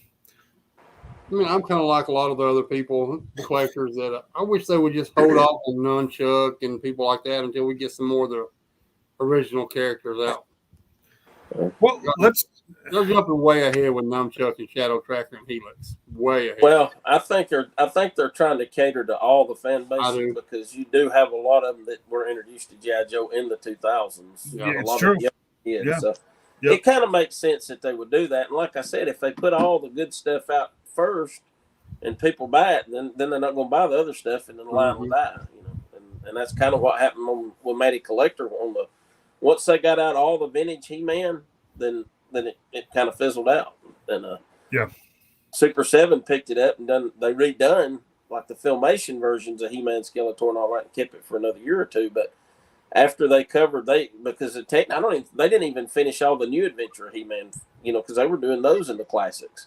Yeah. And they didn't even, and I think they barely finished the She-Ra's before it kind of just went kaput because, most of the people only wanted the original characters from the old toy line. And then once they got them, they were done. And I was one of them because I'll be honest, I subscribed every year to make sure I got them. And then that last year, I didn't even subscribe. So I missed most of those on that last one because I just, there were characters I really didn't care about, Right. And I can see, people keep bashing, they need to get out. And yeah, I know we want them, but we also want the line to keep going. Or I do. I want G.I. Joe to last for a long time. And so it's going to be a little give and take on both sides, I guess is what I'm getting at. I honestly think that they're starting to pick up on what McFarlane has done, where he's not giving you whole teams. He's giving you one or two in each assortment from a different team. You see what we got Titans going, Right. We get the JSA going, we got New Gods going. That's how it's going to keep. You're going to stay interested in the lines that are coming. And if you look at this list, Quick Kick, from a time-wise standpoint, Hawk and Quick Kick, I would put in the same era, right? Mutt, Junkyard, and Tripwire, I would put them in a different era, right, than the others. The Dreadnoks are the Dreadnoks. They're just their own separate team. The era never changed, right? It didn't change. Yeah. There wasn't a new wave of Dreadnoks every year. You got a couple new ones throughout the years, Road Pig, Naugahyde. Right. Yeah. You didn't get a whole bunch more. Right. Right. They could, if they're not careful, they could blow through all of the Dreadnoks relatively quickly. Yeah. You see what I'm saying? I would be happy with that. Chuckles, Big Boa, I'd put them in a category time-wise. Helix and Shadow Tracker make perfect sense being marketed together. Yeah. I see if we did a five figures, I could see Hawk, Quick Kick, Mutt, Tripwire, and maybe Big Boa. Yeah. I'm really curious if they're not going to try to do something standalone with the Dreadnoks. Maybe 2-packs. They haven't said anything, but maybe those are deluxe figures.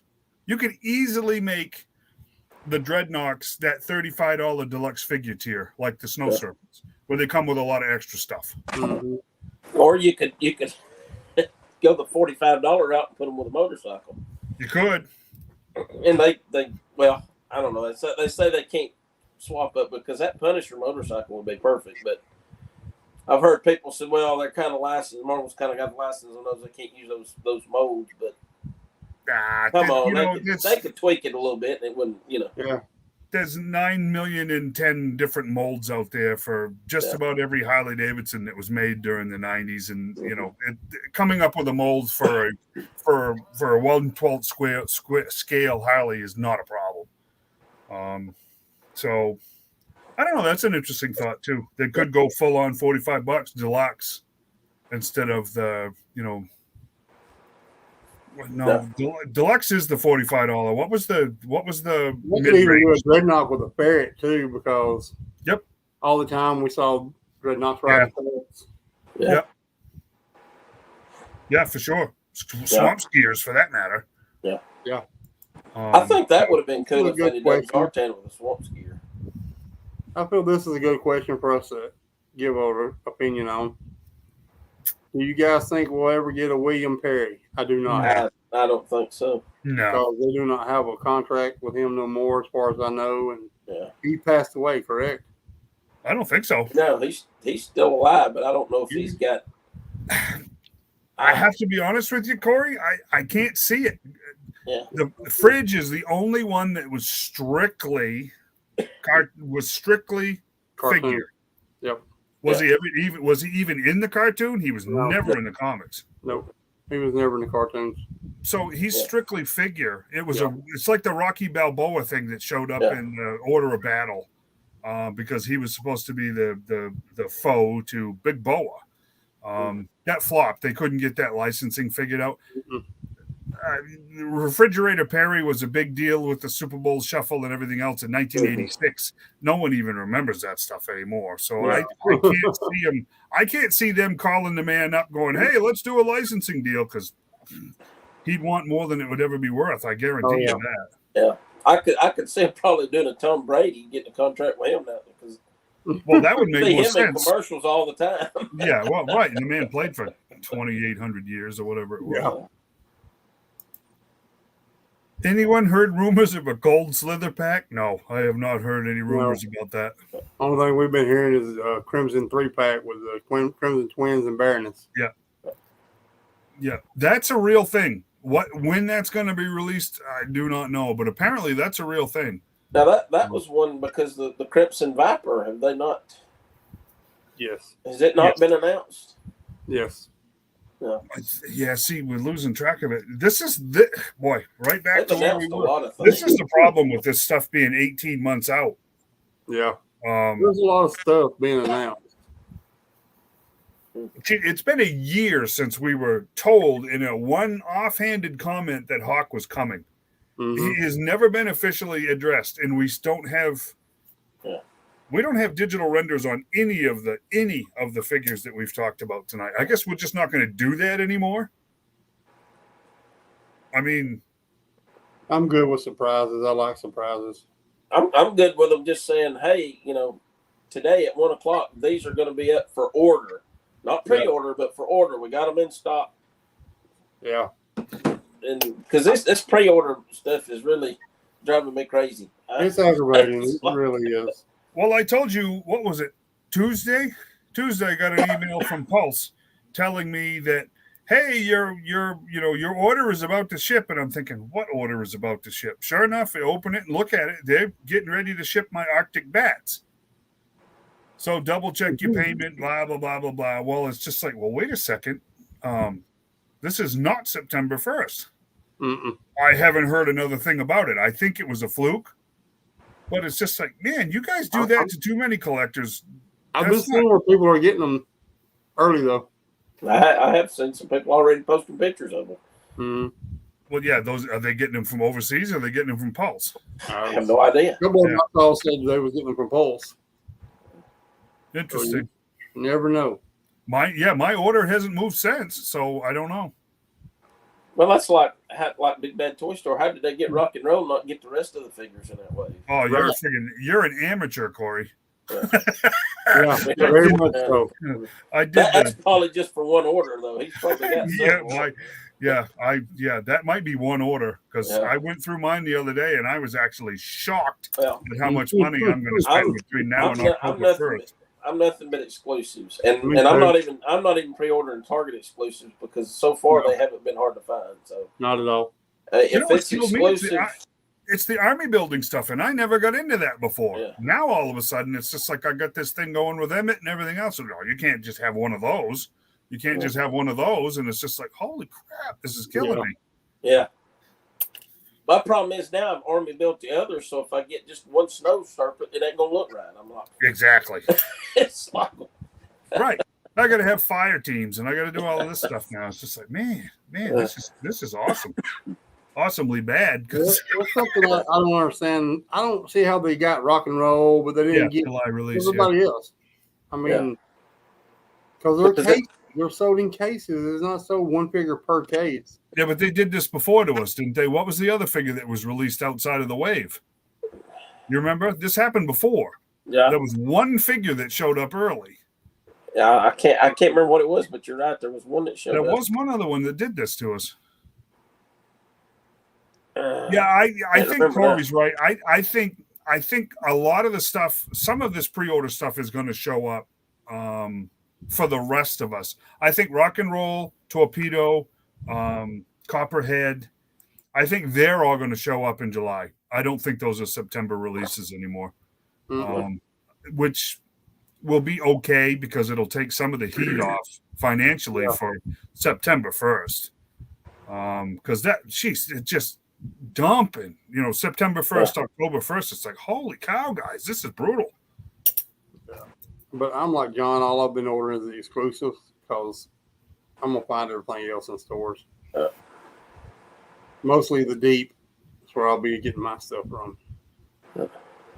Yeah. Because he's been getting everything. Mike's been doing a great job of getting his stuff in the store. Right.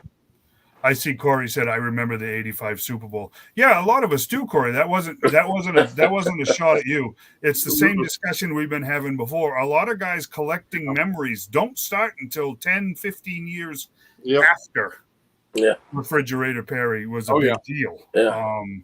And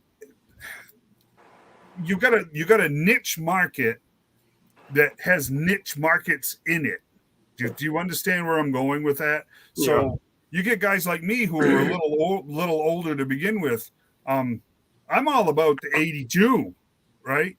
Mm-hmm. Where there's other guys that are going to be all about the 86 because it's just how we aged. There are more collectors. Go to Joefest.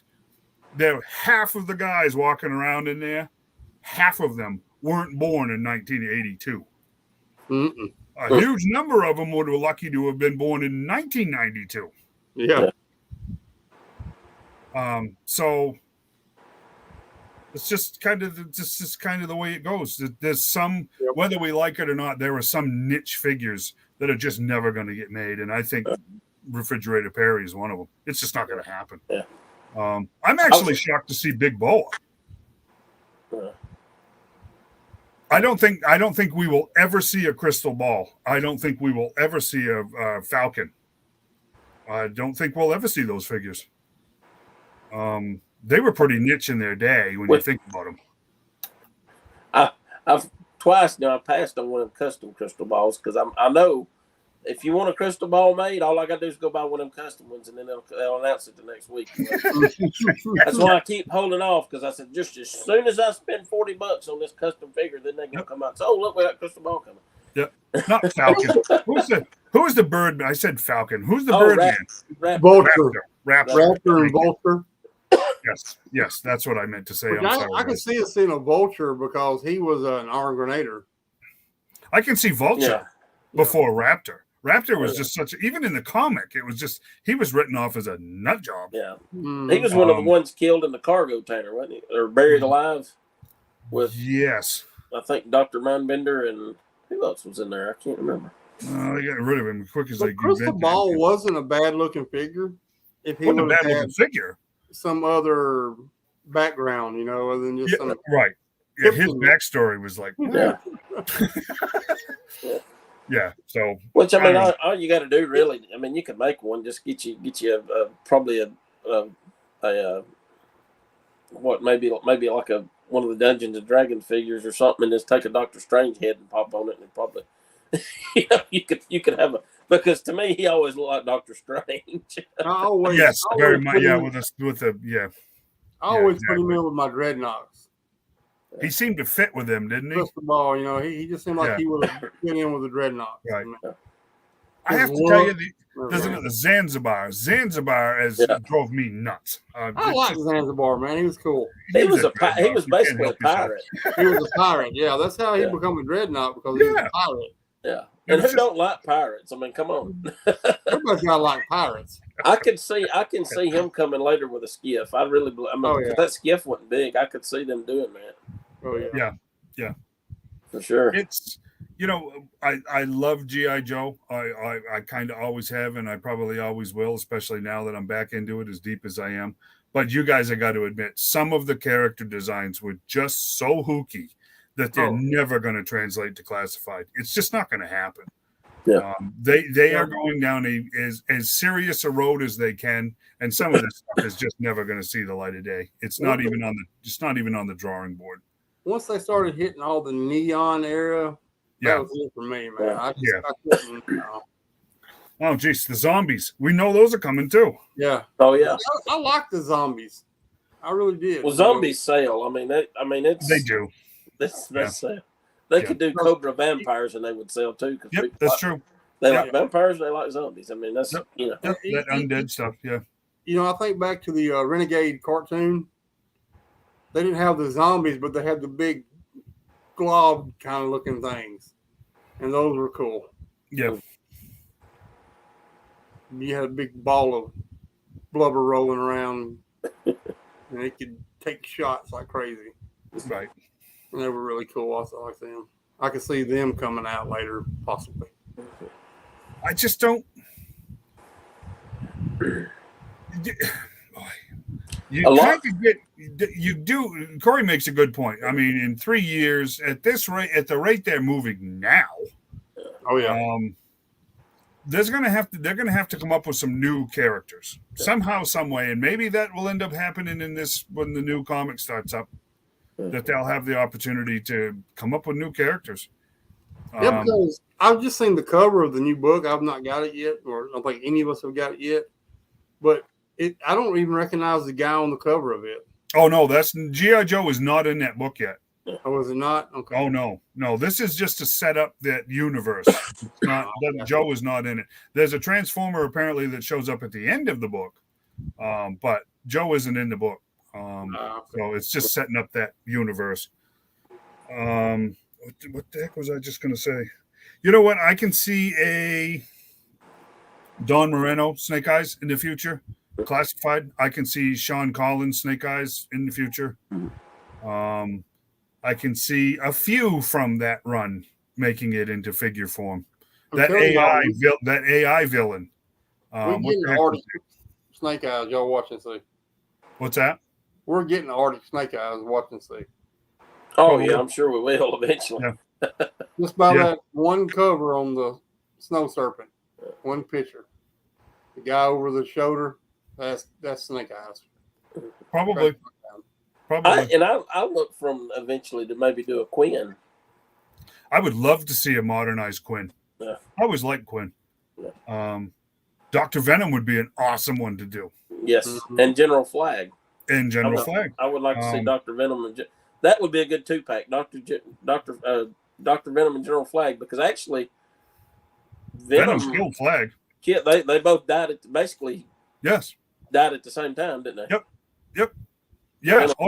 Venom shot Flag, and then Quinn grenade hugged Venom. Yeah. So, that's right. Yeah, Quinn. And so all three of them went out. That'd make a good 3-pack. Yeah. Yep. Get them 3 in. That would be an awesome. That would be a good San Diego Comic-Con pack, probably. Yeah, it actually would be. Yeah. There's stuff to do. Other than they're making a 2-pack, Corey? No, that's the only thing that I have heard. The only thing that I did hear is it's the exact same car.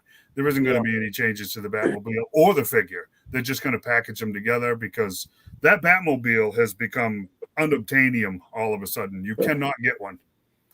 So there's nothing. It's not a new figure. It's not a new car. It's just they're putting them together. Go to Books A Million. Have they got them there? Oh yeah, I saw 4 in Decatur. Oh, cool. The last time I was there. Nice. Well, that's good to know. Maybe they'll fix the canopy where it won't be green on the. Yeah, but if the weird thing is you look at the Batwing and you look at the Bat Cycle, they're both that same grayish green color. Oh, are they? So I mean, it's not you put the 3 of them together, it doesn't stick out as much as you would think. But sitting by itself, it sticks out like a sore thumb. Well, so the Batmobile and the figure, is it going to be the mass figure, or is it going to be the Ray Liotta version of the? As far as I know, it's the mask. Okay. I don't you. So you got the Catwoman in the purple. Yep. Tell me, who does she look like? Who does she look like? Yes. She looks like somebody, but I can't tell you who. Demi Moore. She does, doesn't she? Look at her. She looks just like Demi Moore. Yeah, It's like they she took does, Demi yeah. Moore They're and put her in a almost figures, Catwoman. actually. Yep. If they tried to make a Demi Moore action figure, it wouldn't look as good as that. You're absolutely right. Yep. That's exactly who she looked at. Yep. Nice. No, I've looked every time I look at that figure, it's just like, and she's nowhere near as pretty as the DC Direct version from a few years ago that I have. But I'm looking at it and go, boy, she really does look like somebody. And it's funny you mentioned that because I wouldn't have said Demi Moore, but you're 100% right. The packaging art on the back, I like that. Yeah. Oh, yeah. That's nice. That's why I ended up buying it. That and the whip, because I really like that really long whip. That's a long whip. Yeah. It is a long Yeah, I mean, compared to like this one, this is a long whip, but that one's really long. I would like to see Michelle Pfeiffer Catwoman in the McFarlane. Oh, if it looked like the you know what? I'll talk about McFarlane for a minute. I have to be honest with you. He's got the license for 2 more years. The way the comics are going, and in the sheer number of figures that man has put out, I don't think there's a whole lot of places left for him to go. And now the movies are tanking left and right, and I don't think there's a market for the movie figures. A lot of people got excited, myself included, when they announced the other day they were taking pre-orders for the Superman Doomsday 2-pack. It's a Target exclusive. That came out during the Geek Out on Friday. Is that the Superman that everybody's talking about? No, that's a different one. No, that's a different. That is what in the world they did that for? I don't even know. That's a Superman Ultraman 2-pack. This is Superman Doomsday. Both of the figures in the Doomsday pack are excellent, and Doomsday is enormous. A lot of people going, yay, finally, and I'm kind of like, yeah, there's one more off a real short list. Do you see what I'm saying? Yeah. He's rapidly running out of figures to do. Yeah. Is he going to go back into the Silver Age? No. Is he going to go back into the Golden Age? No. McFarlane just isn't going to do it. Is he going to make any more Batman action figures? Probably not. 1 or 2. But you know what? To be perfectly honest with you, he's running out of that too. Yeah, there ain't a whole lot of versions of that to do either. He's definitely, because he's put out probably 50 different Batmans now. Oh, geez, there's a ton of them. Some of them are really necessary. Some of them are really unnecessary. But all these, and we still haven't got a Batmite, right? No Batmite. No Batman. When we need a Batmite? Come on, man. No. As soon as I saw that Superman picture, I thought, good. Oh, that's horrible. I don't even know what we saw Falcon look terrible. We know where that scalper went to work after Hasbro fired. I mean, that is horrible. I can't even imagine that figure getting through QP and getting through approval. Yes. And I know Rick had said something the other day about people wanting a more happy Superman look. I saw that. I haven't heard anybody saying they wanted a happy Superman. Happy or goofy looking Superman, but not an ugly one too. Good. Well, no, he looks like he stuck a half a bag of cotton balls or something in each cheek. He looks like a chipmunk. It looks like a character off the Incredibles movies. Yeah, kind of that type of. Yeah, I don't know what. Yeah, he's facing off with Ultraman, who looks really, really ticked off. I don't know what he's grinning about because it's about to get really ugly for him. I just don't. I don't know. The new Hush Superman looks good. That will be a good figure when it comes out. Joe South. Who's Joe South? Who's Joe South? Well, I got a stupid thing here. Whoosh. What a stupid thing is. Jeez.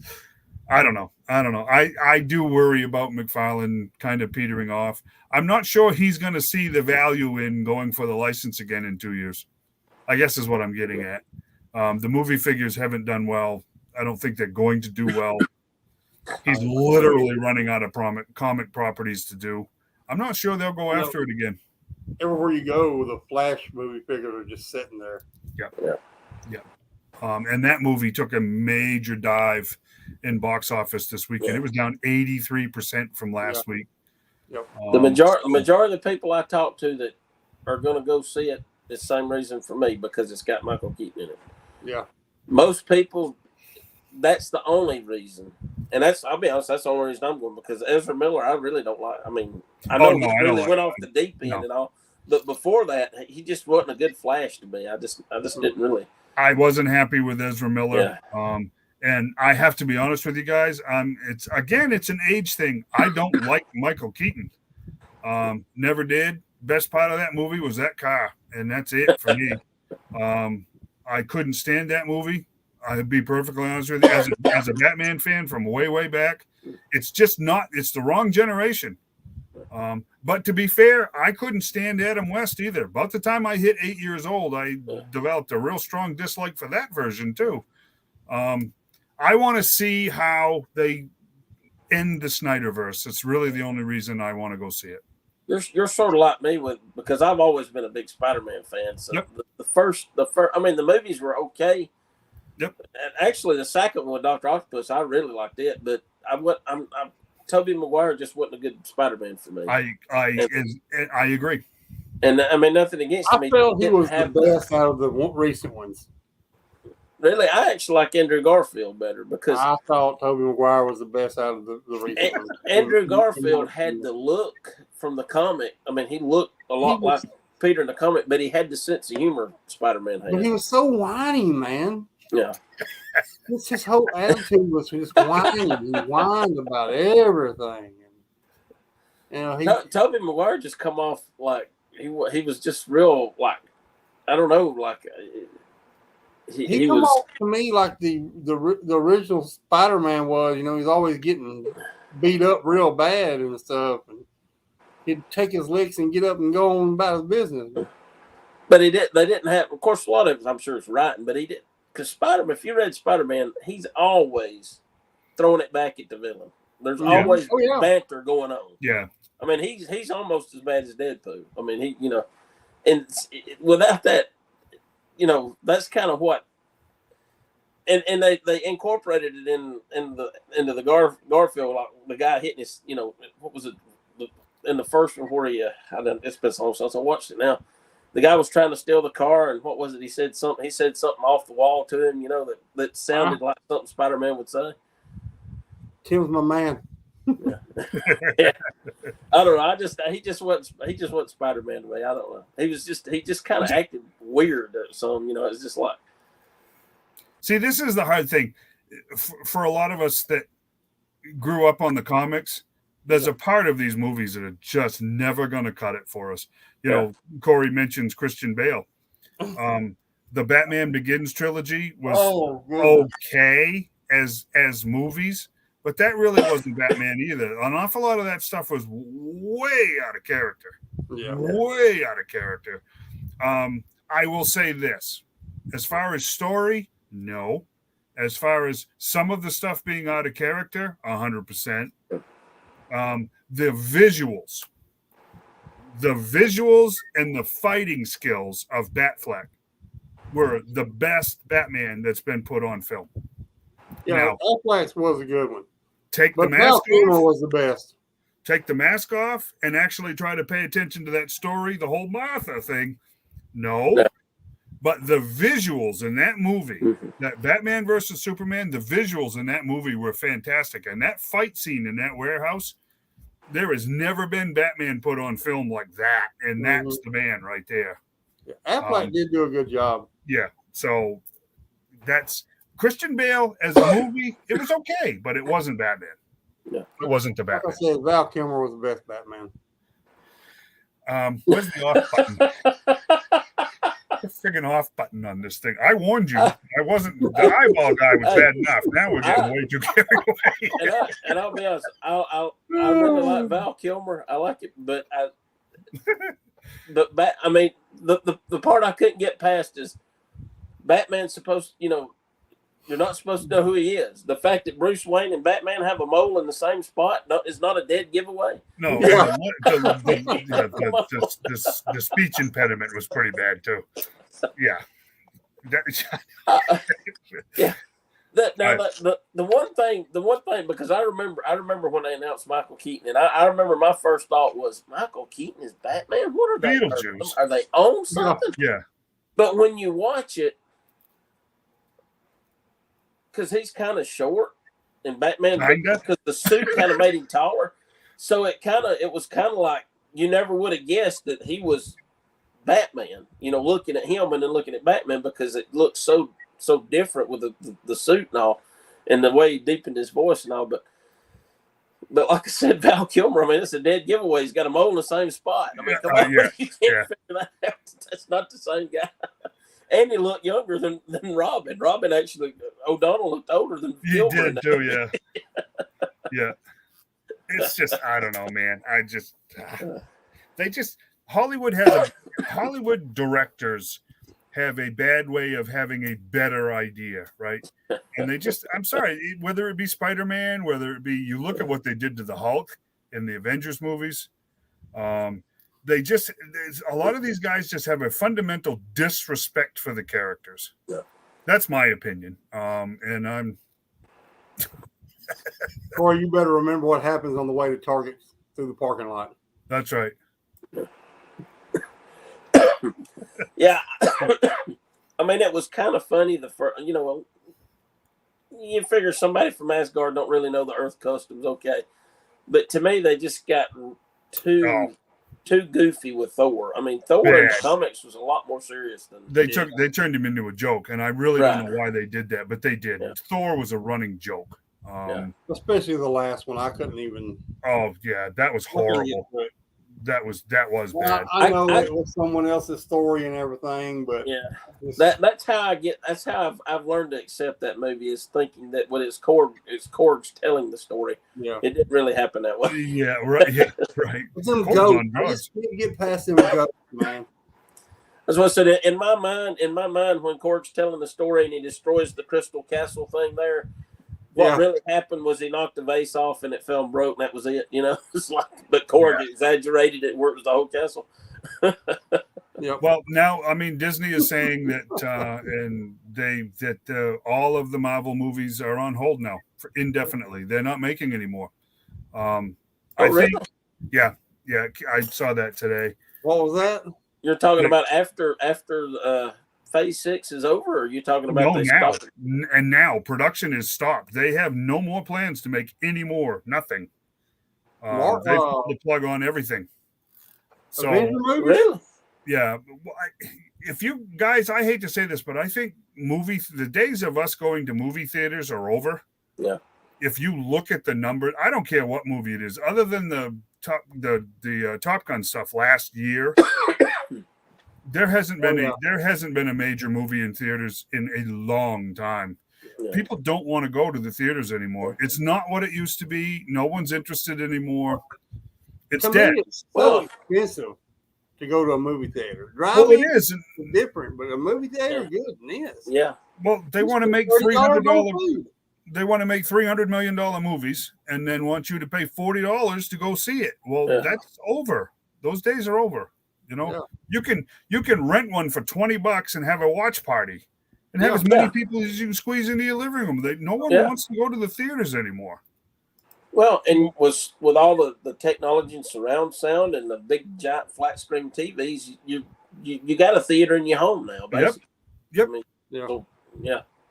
So I think that's my opinion. I think that I think you're going to find that this is going to happen more and more. They're just going to pull the Pixar. Pixar is in major trouble. Yeah. This latest movie, the movie that they got in theaters right now, has been a bomb. The third Pixar movie in a row is an absolute disaster at the box office. That Jennifer Lawrence movie, $2 million, and it did better than The Flash this week. $2 million. You're talking about movies that cost hundreds of millions of dollars to make now. They're not making their money in the theaters anymore. This just isn't worth it for them anymore. We've had one big movie a year since COVID. I just think it's going to dry up on us, guys. I really do. I think a lot of things are changing, and let's face it, more and more and more of us don't want to go watch this stuff. We just don't. I think the indie movie's going to be a flop too. They are already bracing for indie being a flop because I don't, and I'm not convinced it has anything to do with the movie. I think it has everything to do with movie theaters. No one wants to go to the theater anymore. Well, I did see where a movie theater in London is selling the popcorn buckets or fedoras. Oh, well, that's kind of cool. Yeah. And That's kinda cool. You know, you get a collector's glass, and the hat, the popcorn bucket is actually a fedora. And you know what? That's cool. Let's wrap it up on this because we're just about done. Harrison Ford came out this week and said that this Indiana Jones movie is it. That was his last film. He's been severely injured on the last 2 movies he's done. He's done. That's it for him. So that's a sad day for all of us because you know what? Even Crystal Skull, compared to what's been put out over the last few years, was an entertaining movie to watch. Yeah. So I really hope that this last one is, like you said, if it's a flop, it's because nobody wants to go to theaters. I hope the movie itself. I hope he goes out with a bang. I hope so. I hope so. But I think that's just the world we're living in now. I think the days of movies and movie theaters are over. So, quick HasLab update. Yep. 1480 is where we're at. Yeah, we're not even pulling down 100 a day anymore. No. So Just a we'll quick see. Maybe on Wednesday they'll pull a rabbit out of whatever orifice they need to pull a rabbit out of to do something to get this thing re-energized. Something, I do believe. Yeah. We still got, 20-something days? 23 days. 23 days. That 2 hours and if 15 minutes. if Glenda don't unlock by the last 7 days, they'll probably reveal it then. If they hold true to what they've done in the the last 2 weeks. So yeah, I don't know, guys. I don't know. You they'll- better stop they'll- warming up you. if they feel don't like- get it, they will reveal it before it ends. to try I to get think that yes, I shit. agree with that. They will do something. I just wish they'd do it. That would be I good. thought it'll be But 2 weeks before it's up that they'll reveal the next year if Glenda hasn't done what she's supposed to have done. I do hope it at least hit because I really would like to get the Glenda figure, and if the last one is a Hawk and we're already getting Hawk in the main line, I'm no big deal there. But Glenda is a different character, so for my collecting part, I hope it unlocks. But other than that, my thing is I'm getting Wild Bill and I'm getting the Dragonfly. So it's not a bad looking figure, and I'm telling you right now, and I'll stand by this. They can fix the whole Glenda mess by adding one thing. One of those sets of hair for that figure needs to be red, and this whole thing would be fixed overnight. Yeah. I Right? agree. 100%. That can be Glenda or it can be Scarlet, and the whole thing is fixed. I agree 100%. We'll see what they do. Then you get either character you wanted, and then if you wanted both characters, then they're gonna sell 2 instead of 1. So There you go. Exactly. Gentlemen, viewers, as always, it was a pleasure. Thank you for watching. Subscribe and like. Yes, sir. We need the encouragement. We've said this before. We'll say it again. We're actually doing a lot of cool things here, and it's a lot of work on our end, and we're doing it for you guys. So all the encouragement we can get, we'll take. How's that? Next week, after action report, guys. After that, I think we'll be on the road to a shop or 2 over the next couple of weeks after that. We'll see how that works out. Okay? you guys don't forget. I mean, we have Find It Friday, so when people put what they're looking for, make sure you go out there and you keep an eye out for it. Kill it, Shane. Kill it. Oh, yeah. Just kill it. I'm done. Good night, everybody. Good night. Good night.